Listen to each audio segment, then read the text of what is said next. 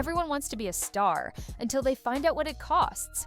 Because in K-pop, dreams don't just come true, they're engineered.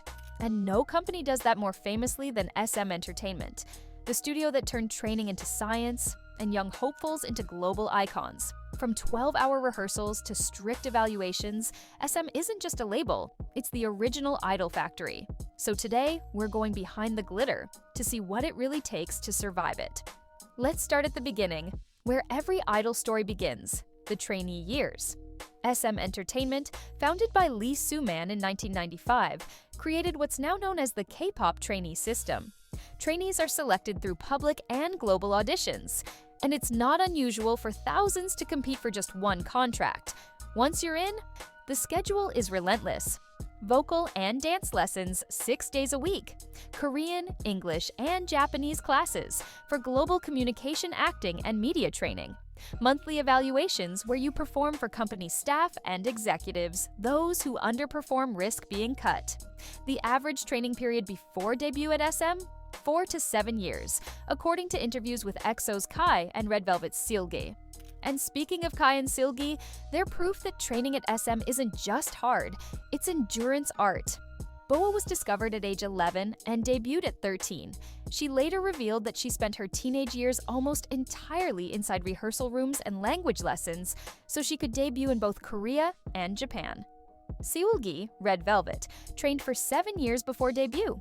She once said, "There were times I thought I'd never make it, but I couldn't stop trying." Kai, EXO, joined SM in 2007, trained for 5 years, and said that during that time he was told to practice again almost every day, no matter how well he did. It's strict, but SM's system has produced some of K-pop's most consistent performers, from TVXQ and SHINee to Aespa and NCT. But skill alone doesn't make an SM idol. There's also the look. SM idols have a signature style, sharp choreography, clear vocals, and polished visuals. Every trainee undergoes stage etiquette and camera training, learning how to hold expressions, control angles, and manage interviews. SM's founder, Lee Soo-man, once described his vision as creating culture technology, a formula that mixes visual appeal, personality, and performance precision.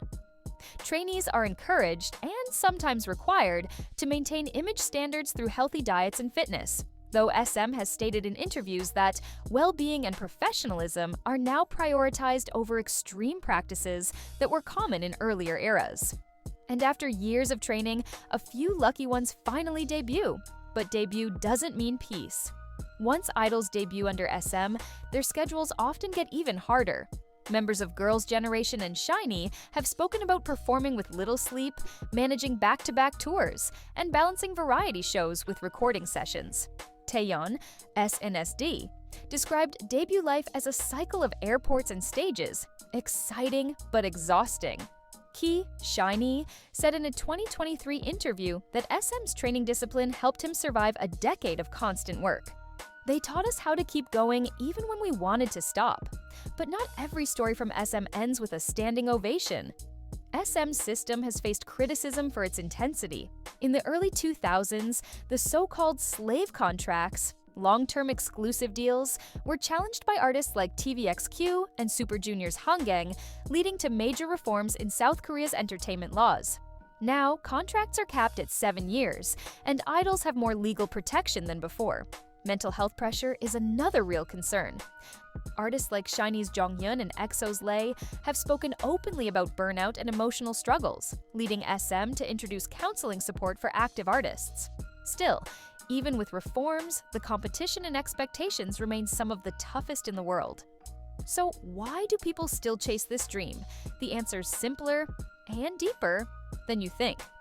Because despite the exhaustion, thousands still audition every year. For many, SM represents possibility, the same stage that launched Boa, TVXQ, Girls' Generation, EXO, Red Velvet, and Aespa. It's proof that if you make it there, you can make it anywhere. The company's alumni have headlined Coachella, topped Billboard charts, and even appeared in Hollywood films. That global reach is the payoff for years of sacrifice. The dream that keeps trainees going when the training gets brutal. But the real question isn't whether you can debut, it's whether you can endure. Becoming an SM idol takes talent, but more importantly, resilience. You need physical stamina, emotional control, cultural awareness, and the ability to perform under pressure every single day. And even then, luck still plays a role. As Sulgi once said, "We all had talent. What mattered was who didn't give up." So next time you see a perfectly choreographed stage or a flawless SM debut, remember, behind every moment of applause is a kid who spent years rehearsing in silence. Because in the world of K-pop, success isn't magic. It's survival, built on sweat, sacrifice, and the relentless chase for perfection. If you like this look inside SM's Idol Factory, hit that like button, subscribe for more celebrity origin stories, and tell me, which SM artist's journey inspires you the most?